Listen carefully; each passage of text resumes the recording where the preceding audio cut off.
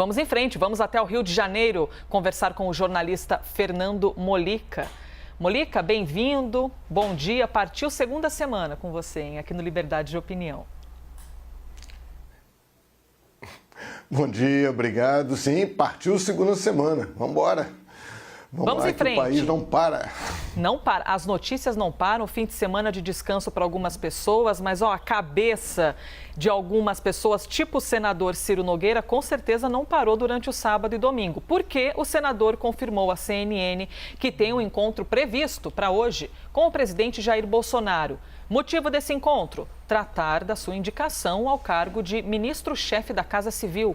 A expectativa em Brasília é que depois do encontro, Bolsonaro anuncie as mudanças ministeriais. De acordo com a apuração da CNN, o senador Ciro Nogueira tem prometido ajudar na recriação do Ministério do Planejamento, a pasta que controlava o orçamento até ser extinta no início do governo Bolsonaro e ser absorvida pela Secretaria Especial de Fazenda ligada ao Ministério da Economia. O objetivo é dar o comando desse ministério a um parlamentar do Centrão. Molica, como você avalia, então, a recriação de um outro ministério para abrigar o Centrão? Pois é, né? A chave está nessa frase que você falou há pouco, controle do orçamento. O Ministério do Planejamento tinha, entre as suas funções, o controle do orçamento público, estabelecimento de metas, de gastos, controle dessa execução orçamentária, uma tarefa que já foi muito mais centralizada no Poder Executivo, mas que aos poucos o Congresso Nacional foi ganhando muita autonomia em relação ao orçamento, aquelas emendas, a possibilidade de apresentação de propostas, emendas parlamentares e até aquele orçamento secreto, bilionário orçamento secreto, que tem sido discutido muito aí nos últimos meses. Então, quando a ideia de transformar, de repartir o Ministério da Economia, voltar àquela tradicional divisão entre Ministério da Fazenda e Ministério do Planejamento, com o Centrão controlando o planejamento, claro, isso aí envolve poder sobre dinheiro, poder sobre destinação de verbas. No fundo, isso envolve o governo. Porque o governo, as políticas de governo, por mais que um presidente da República, e o atual presidente gosta muito disso, possa falar, dar declarações, dizer isso, faço e aconteço, o que define um governo é o dinheiro. Igual em casa, na casa de cada um de nós, onde a gente decide colocar o dinheiro, quando há dinheiro, é isso que define. Ah, vou gastar nisso, vou comprar um carro, não vou comprar um carro, vou mandar pintar a parede. Tudo isso precisa de dinheiro. Então, quando o Centrão foca nisso, foca na ideia da recriação do Ministério do Planejamento, o Centrão está querendo mais poder. Estava até brincando que havia na época da União Soviética, né? Quando havia o questionamento sobre a democracia na União Soviética, que era uma ditadura, então muitas vezes falava-se, né? Os comunistas falavam em centralismo democrático, ou seja, uma lógica de centralização democrática. A gente, com perdão do trocadilho, pelo visto estamos caminhando para o centralismo democrático, o Centrão no comando do governo, que é aí o que vai. Quem tem o dinheiro, manda. Com você. Molica, a gente estava aqui agora há pouco com os nossos analistas falando sobre a dança das cadeiras, né? Que quando para a música, cada um senta onde consegue. A diferença é que a música está sendo coordenada pelo próprio presidente e o presidente já determinou quem vai sentar em cada lugar. É um xadrez político. Como é que você avalia a repercussão desse xadrez? Na prática, vai trazer mais estabilidade para o governo do presidente Jair Bolsonaro? É o que ele busca, né? O tanto que o presidente, até na semana passada, chegou a dizer que ele era do Centrão, lembrou que ele é do Centrão, né? Ele lembrou a sua trajetória parlamentar, que passou por vários partidos. Ele nunca foi um homem de partido, né? Ele sempre foi do partido do próprio Jair Bolsonaro, mas ele lembrou isso. E nesse momento ele precisa muito dessa articulação. É um momento de queda de popularidade, é um momento de inflação, é um momento de CPI, é um momento de questionamento do próprio presidente da República. Há aquelas centenas de pedidos de impeachment que estão ali arquivados, estão ali na gaveta do presidente da Câmara dos Deputados. Então o presidente precisa dessa base parlamentar, precisa de estabilidade para manter o seu governo e precisa também pensar em 2022. A gente vive uma situação absolutamente inusitada, que desde o fim de 2019, O presidente da República não tem um partido político, ele não é filiado a nenhum partido político, que é o processo da base da democracia, é a filiação a um partido político. Então ele está sem partido, ele vai, para concorrer à reeleição, ele precisa estar afiliado. Então esse movimento, dando mais poder ao PP, isso também é um movimento que indica uma possível filiação de Jair Bolsonaro a esse partido, que é um grande partido, né, desse centrão. O problema é saber como é que vai ser essa negociação, como jogar esse xadrez. O presidente não é uma peça qualquer, ele não é um peão nesse xadrez. Ele joga ali como uma peça de poder. Ele está ali no papel do rei, da rainha, no sentido de poder. E aí resta saber se as torres, se os bispos, se as outras peças desse xadrez político do próprio PP vão querer aceitar esse rei mandando e desmandando, como de modo geral fazem os reis absolutistas. Elisa. Vou trazer aqui o próximo assunto para o Liberdade de Opinião. Seguimos ao vivo, agora 8 horas e 30 minutos. Neste fim de semana foram registradas manifestações contra o governo do presidente Jair Bolsonaro em todas as capitais brasileiras e também em algumas cidades do interior. Os manifestantes pediram o impeachment do presidente e defenderam a vacinação contra a Covid-19. A maioria dos protestos ocorreu de forma pacífica, mas houve um confronto entre manifestantes e a Polícia Militar em São Paulo, onde ocorria a manifestação, foi na Rua da Consolação. De acordo com uma pesquisa feita pelo Instituto Datafolha, em 8 de julho, a reprovação do governo de Bolsonaro subiu de 45% para 51%, a maior desde o início do mandato. Como você avalia, então, Molica, as manifestações deste fim de semana contra o governo de Jair Bolsonaro? Essas manifestações procuram manter essa chama, né? A ideia é dar a cara da oposição nas ruas, mostrar que existe uma oposição, que existe uma mobilização.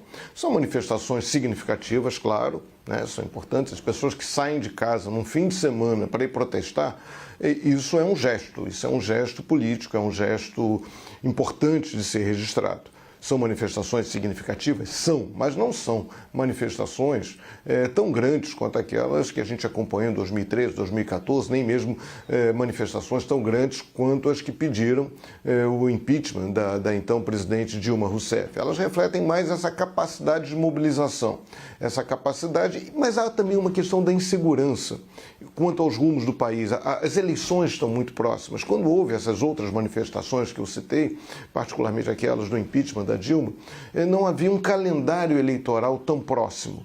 Então, o que se queria naquele momento era derrubar Dilma Rousseff. Não se falava em quem vai ser eleito presidente da República. Hoje muita gente fica com essa questão. Ir ou não ir à manifestação?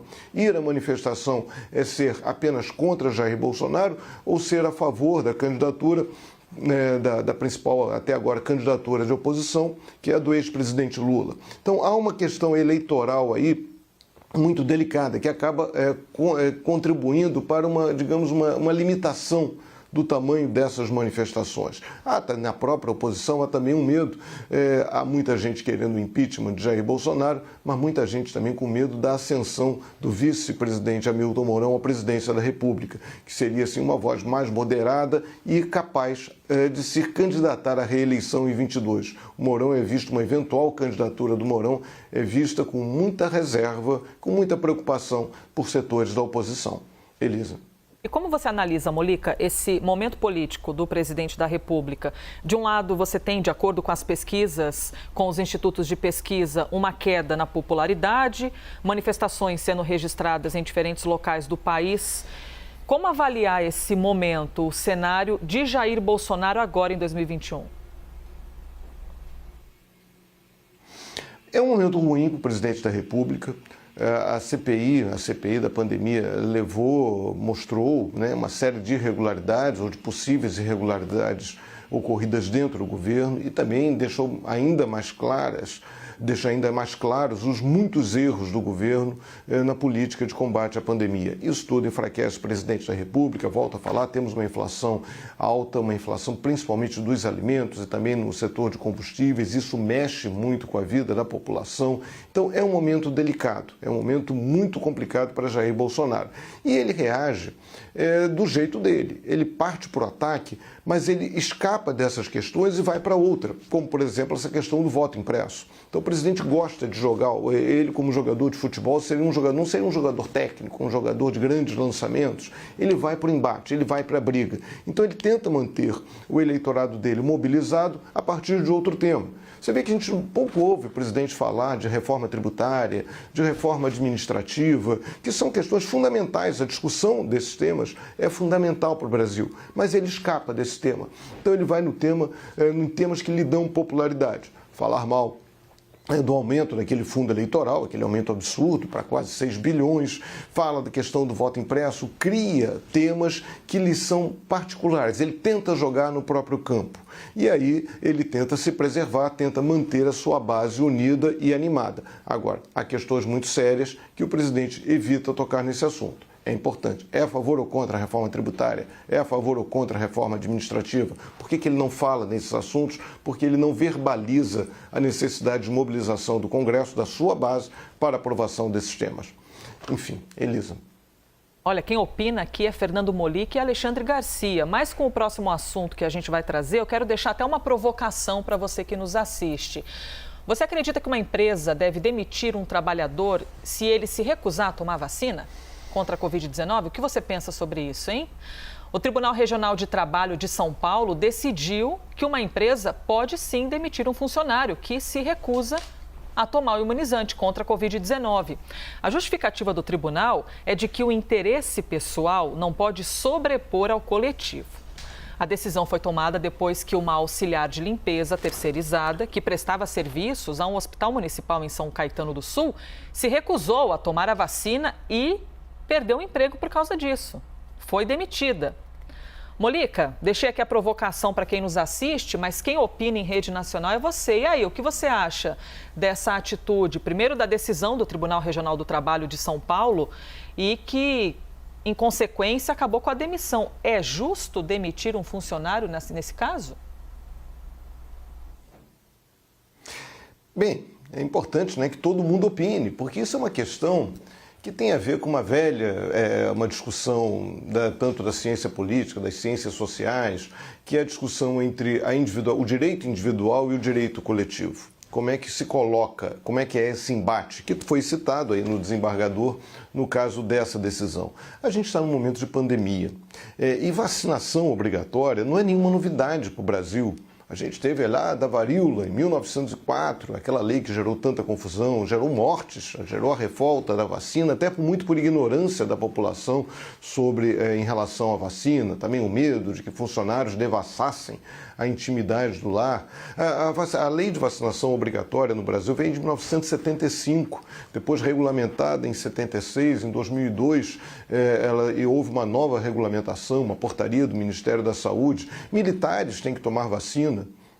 O presidente Jair Bolsonaro certamente teve que tomar vacina para poder ingressar na Academia Militar das Agulhas Negras. Escolas no Brasil inteiro exigem o comprovante de vacinação para a matrícula de alunos. Algumas empresas também exigem isso para admitir funcionários, porque a ideia é de um bem maior. É um bem maior, é um bem coletivo.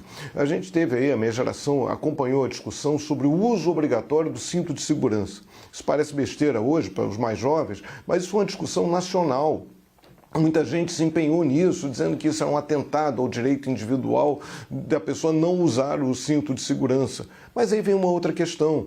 Na hora que há um acidente de carro e essa pessoa, por estar sem cinto, sofre consequências maiores, ela vai para um hospital público, que são os hospitais que atendem acidentes de trânsito. Então há um gasto maior no hospital público por conta daquela pessoa. É a história do obrigar o motociclista a usar capacete, você em estradas, você não poder usar, sei lá, um carro de não sei quantos, uma potência espetacular, você não pode ir a 200 por hora, tem que ir a 80, 90, 100, porque é um interesse social que se sobrepõe ao interesse individual. Daí a lógica dessa decisão.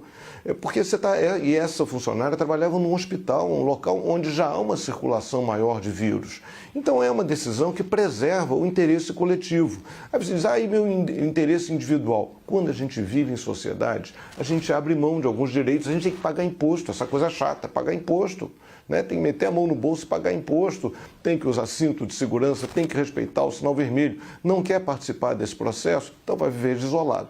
A sociedade é um esforço coletivo em prol do bem comum. E esse esforço coletivo implica em algumas concessões, como, por exemplo, a vacina obrigatória, não há o que discutir. A vacinação, no caso, a decisão da justiça é perfeita, cria uma jurisprudência e diz, olha, você está vivendo em sociedade, tem que respeitar o direito do outro, você não vive sozinho. Nenhum de nós vive sozinho, né, Elisa?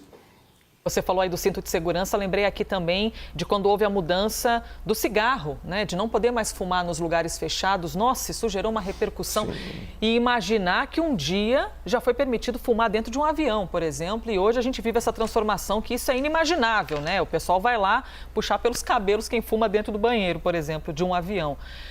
Molica, mais uma pergunta para você em cima desse assunto. A partir dessa decisão, as empresas que prestam serviço, como bares, restaurantes, por exemplo, também vão poder restringir a entrada de pessoas que não tenham tomado a vacina? Eu trago aqui a discussão até do passaporte da vacina, que foi tão criticado por algumas autoridades, por algumas entidades, de como assim você vai limitar a circulação de alguém só porque não tomou a vacina. E aí, qual a sua opinião? Pois é, a gente volta nessa questão. Na França agora, é um país onde há essa discussão dos direitos individuais, é uma discussão muito forte, né? Vem há muitos séculos até, é uma discussão fundamental. Porque você diz, então eu não tomei vacina, eu não posso ir em determinado lugar. Pois é, se eu não tomar a vacina contra a febre amarela, eu não posso ir à Colômbia, eu não posso viajar para determinados locais, até mesmo dentro do Brasil. Então isso está incorporado à lógica, porque é um direito, porque você não se trata apenas do meu risco de contrair febre amarela num país desse. O problema é quando eu volto para a minha cidade, quando eu volto para o Rio de Janeiro, se eventualmente eu estiver infectado, eu ameaço todo mundo. Há mosquitos urbanos, há vetores urbanos da febre amarela, que podem transmitir essa febre amarela, podem me picar e sair transmitindo isso para muita gente. Então, é complicado, é delicado, interfere no direito individual? Interfere, mas isso é em prol de um bem maior. Eu me sentiria mais seguro num lugar fechado, num restaurante, qualquer que seja, num show, se todas aquelas pessoas estivessem vacinadas. Isso está sendo tomado no mundo inteiro. São medidas que estão sendo tomadas no mundo inteiro. Há críticas, há uma discussão, é importante que haja crítica, é importante que haja discussão. Discussão é sempre importante, conversa é sempre importante, mas a lógica que tem que prevalecer é a lógica do bem comum. A gente está numa pandemia que já matou milhões de pessoas no mundo inteiro, só aqui no Brasil, muito mais de 500 mil pessoas. Então eu tenho o direito de não me vacinar e colocar outras pessoas em risco. E a gente sabe que essa pandemia só vai ser controlada quando a gente tiver em torno de 70% da população vacinada. Esse é o momento. Então, em prol disso, é um bem maior. Então, em nome desse bem maior, é preciso fazer alguns sacrifícios e aceitar algumas imposições feitas pelo Estado, pela sociedade. Elisa. Molica, por falar em vacina, vou trazer aqui para a nossa conversa o imunizante que nós poderíamos ter visto aqui no Brasil. Seria mais uma ferramenta para os brasileiros. Só que não, essa história não vai se desenrolar dessa maneira, não. O Ministério da Saúde notificou neste domingo a empresa Precisa Medicamentos para que ela se manifeste sobre o interesse do Ministério da Saúde de romper o contrato para a aquisição de vacinas Covaxin. Essa notificação é o primeiro passo para o cancelamento do contrato pela pasta. O ministro da Saúde, Marcelo Queiroga, decidiu rescindir o contrato após o anúncio feito pela Bharat BioNTech, a fabricante da Covaxin na Índia, de que a Precisa não era mais a sua representante no Brasil em razão da adulteração em documentos entregues ao Ministério para que o contrato fosse celebrado. Fernando Molica, como você avalia, então, qual a sua opinião sobre essa decisão do Ministério da Saúde? Tudo indica que vai ser o ponto final nessa atrapalhada, né? Porque foi tudo errado. quando a gente analisa o não esforço do governo em relação à compra da Pfizer, como os e-mails da Pfizer, as ofertas, o governo foi ignorando, foi tocando essa história aí, tocando a bola para o lado, sem querer se comprometer, sem querer comprar a vacina, e esse esforço concentrado que houve para comprar uma vacina não aprovada pela Anvisa, uma vacina que não havia maiores informações sobre ela. Aí vem essa história esquisita da Covaxin, que aí expectativa de que haveria uma negociação complicada dentro do próprio Ministério da Saúde, pressões internas, né, para que essa vacina fosse efetivada. Tem até o pedido do próprio presidente da República ao primeiro-ministro da Índia, que incluiu um pedido que incluiu a liberação dessa vacina. Houve até uma mobilização diplomática, né? Entidades diplomáticas, representações diplomáticas do Brasil e da Índia foram acionadas para facilitar. Tudo uma compra esquisita, essa intermediação da Precisa, uma empresa ligada a uma outra que já tinha dado um golpe no Ministério da Saúde, que deve um dinheirão ao Ministério da Saúde, tudo muito enrolado, tudo muito esquisito, suspeitas de envolvimento de políticos, tudo isso uma confusão danada em torno de uma vacina não aprovada. Então acaba que agora o Ministério da Saúde aproveita, já havia suspendido o contrato, um contrato que estava em vigor, um contrato que já havia dinheiro reservado, 1 bilhão e 600 milhões de reais, então reservadinhos para a compra dessa vacina. Então dizer, não gastou dinheiro, mas o dinheiro estava lá, reservado, estava empenhado, né, para falar a linguagem burocrática oficial. E agora o governo aproveita toda essa confusão, aproveita a CPI, aproveita agora essa reação do fabricante para botar um ponto final nessa história. Agora, o ponto final é assim, não vamos gastar dinheiro com essa vacina. Ok, mas temos que investigar o que aconteceu, o que poderia ter acontecido. O fato de você não ter consumado, não ter gastado dinheiro, não ter aplicado dinheiro nessa história toda, não quer dizer que não tenha havido uma negociação extremamente suspeita, que tem que ser apurada e seus eventuais responsáveis punidos. Elisa. Fernando Molica, desejo uma ótima segunda-feira para você, viu? Nos vemos novamente amanhã. Ok, até amanhã.